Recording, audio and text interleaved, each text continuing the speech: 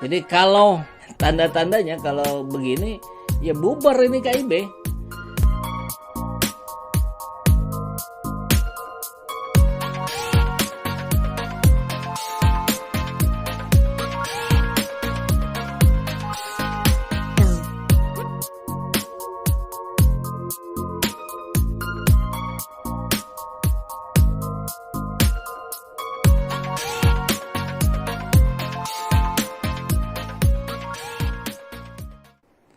Ini kabarnya dari wartaekonomi.co.id.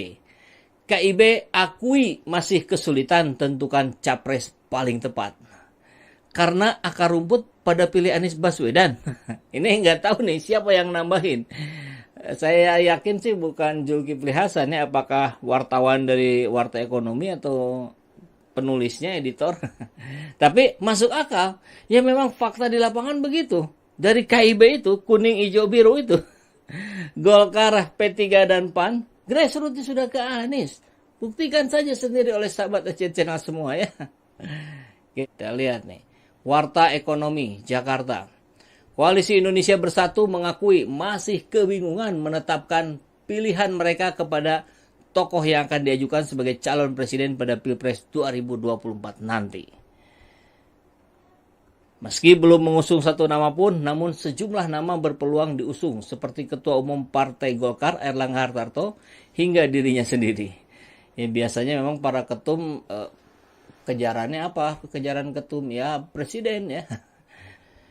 Kesulitan ini menurut Ketua Umum Partai Amanat Nasional Zulkifli Hasan karena banyaknya pilihan dari masing-masing partai yang tergabung koalisi hingga kader-kader mereka di bawah. Penetapan capres, hati-hati itu istilah yang agak halus. Ya, sebetulnya tarik-menarik. Kan nggak gampang berunding. Ketua ini mau, ini mau, ini mau. Kan mencari kesepakatan, apalagi pendaftarannya masih jauh kan. Nah inilah saya kira repotnya partai-partai bergabung tanpa menentukan terlebih dahulu siapa yang akan diusung sebagai capres. Jadi kalau naga-naganya, tanda-tandanya kalau begini, ya bubar ini KIB. Entah apa yang mempersatukan mereka kemarin, kalau bukan dari pesanan Pak Jokowi atau Pak LBP misalkan ya, agak sukar juga kita mencernanya gitu. Bagaimana caranya gitu? Partai-partai berkoalisi tapi tidak ada gambaran siapa yang akan diusung. Atau sebetulnya sudah ada Ganjar, tapi rupanya dinamika politik berbicara lain. Ganjar nampaknya akan diusung oleh PDIP. Jadi KIB kehilangan induknya nih kemana nih? Kalau KIB gabung ke PDIP, maka saya yakin PAN dan P3 ini habis. Mereka sedang bunuh diri. Kenapa? Ya tadi grassroots-nya udah ke Anies Baswedan. Ya, oke. Pasalnya menurut Zulhas ada serangkaian proses di internal KIB sebelum masuk ke tahap penetapan capres. Akan tetapi ia menyebut belum ada kesepakatan hingga saat ini untuk menetapkan capres yang akan diusung. Kalau KIB bertahap, karena kalau begitu dibentuk langsung masuk capres bisa bertengkar. Ya berarti jangan bikin dulu. Ini logika yang agak-agak sulit dicerna oleh rakyat ya. Siapa Zulhas ini? Kalau bikin koalisi menentukan dulu capres, ya nanti bertengkar di awal. Ya berarti jangan koalisi. Harus ada kesepakatan dulu baru bergabung. Aduh, kan tidak ada kerjasama tanpa kesamaan persepsi.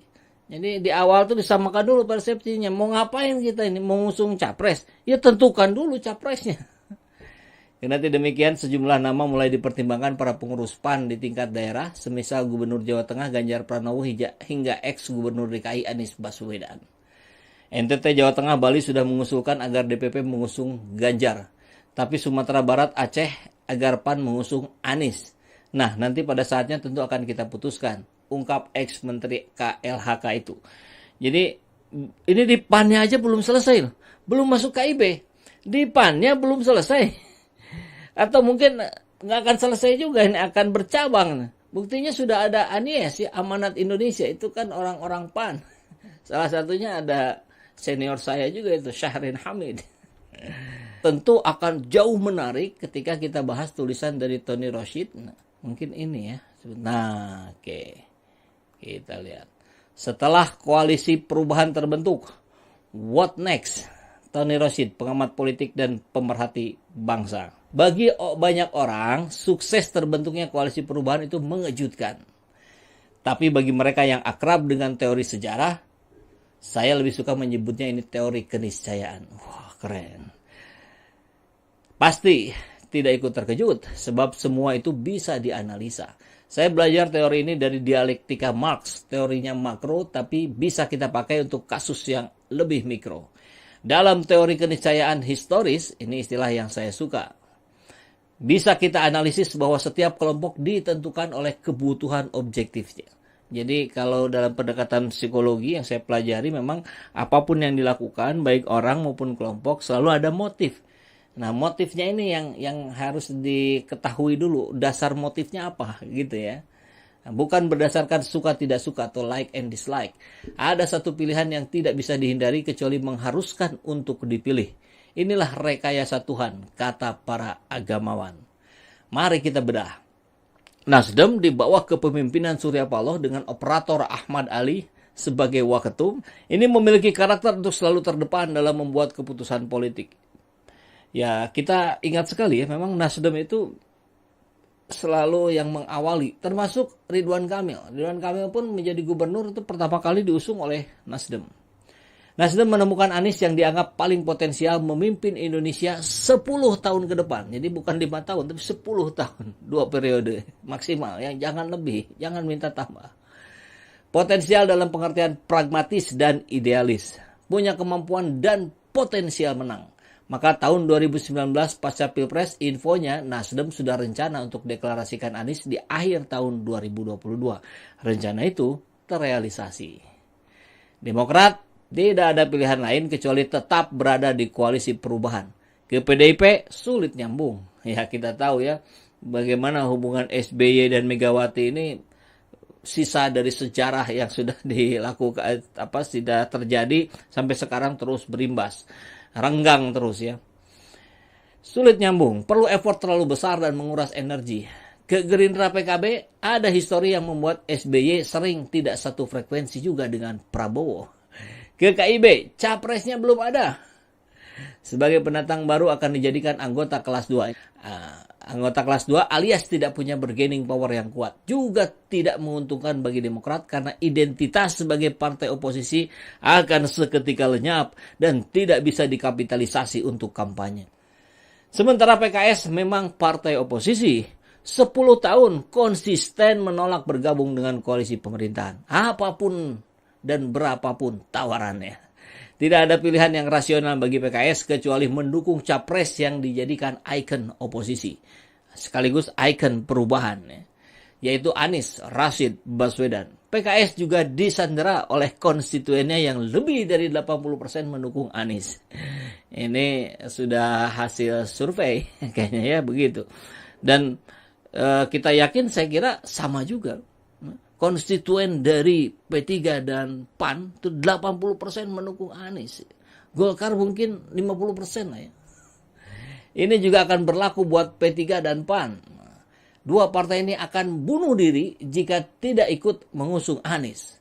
Sebab mayoritas konstituen dari dua partai ini adalah pendukung Anies. Tinggal bagaimana keduanya dapat alasan dan timing yang tepat untuk menyatakan dukungan ke Anies tanpa harus berhadap-hadapan dengan istana. Pada akhirnya nanti istana akan melunak jika gelombang dukungan kepada koalisi perubahan mampu mengantarkan Anies selangkah lebih dekat dalam meraih kemenangan di Pilpres 2024. Nah, setelah koalisi perubahan terbentuk, tugas selanjutnya adalah pertama, bagaimana konsolidasi tiga partai dengan para simpul relawan Anies mampu menciptakan kerja-kerja politik yang produktif dan efektif di setiap daerah. Kedua, bagaimana koalisi perubahan mampu menjadi magnet bagi partai-partai lain untuk ikut bergabung. Ya, Pak Aniesnya sendiri sudah jadi magnet sebetulnya ya. Saya kira Nasdem sudah dapat durian runtuh itu. Artinya Nasdem dapat efek ekor jas dari pencanangan Anies sebagai capres. Oke, Koalisi Perubahan mesti membuka diri untuk bergabungnya parpol dari KIB jika KIB tidak mendapatkan pasangan capresnya. Begitu juga dengan Gerindra dan PKB jika keduanya tidak ada titik temu. Meskipun KIB mendapatkan pasangan capresnya, saya kira tetap berat juga gitu. Terutama bagi PAN dan P3 yang grassroots-nya mayoritas sudah ke Anies.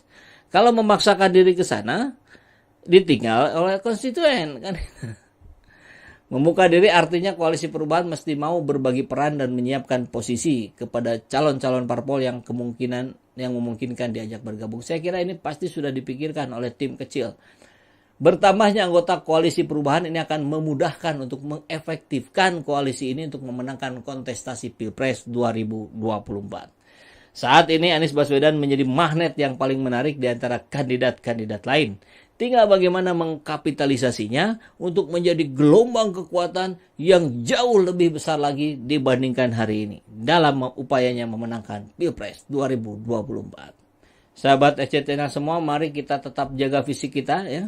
Jaga stamina fisik, stamina moral, stamina intelektual kita agar kita tetap dapat mengedepankan akal sehat kita mengawal Anies sampai kursi presiden. Insya Allah. Assalamualaikum warahmatullahi wabarakatuh. Salam perubahan, salam kedaulatan rakyat. Ini gambar ini di sini ya. SZ Blended Coffee, sahabat perubahan. Ini coffee blended. Jadi kalau dibaca di belakangnya, ini original Cikalong Wetan. Profilnya medium to dark, prosesnya natural ya. Jadi ini blended Arabica Robusta. Ini kita jual untuk kita jadikan sebagai sebuah pergerakan kita dalam menegakkan keadilan. Baik, dan buat sahabat SZ juga kalau yang mau bergabung dengan saya dengan lebih intensif, itu bisa gabung sebagai membership, sebagai pelanggan ya. Jadi nanti akan ada video-video khusus, akan ada diskusi-diskusi khusus, bahkan pertemuan-pertemuan khusus saya dengan sahabat SZ yang sudah menjadi member di channel ini. Caranya gimana? Ya kalau di handphone suka ada tombol gabung atau join. Nah, klik aja itu ya, kemudian ikuti petunjuk berikutnya. Begitu ya.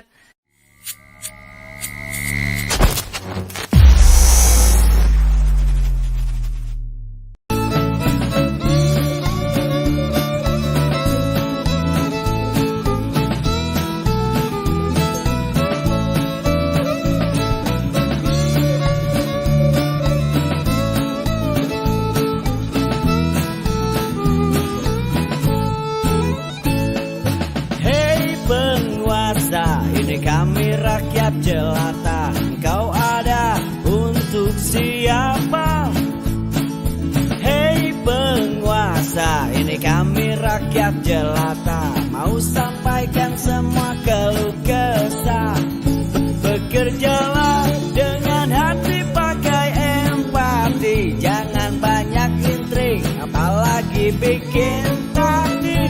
Bijaklah dalam membuat peraturan, jangan sampai bikin aturan yang berat.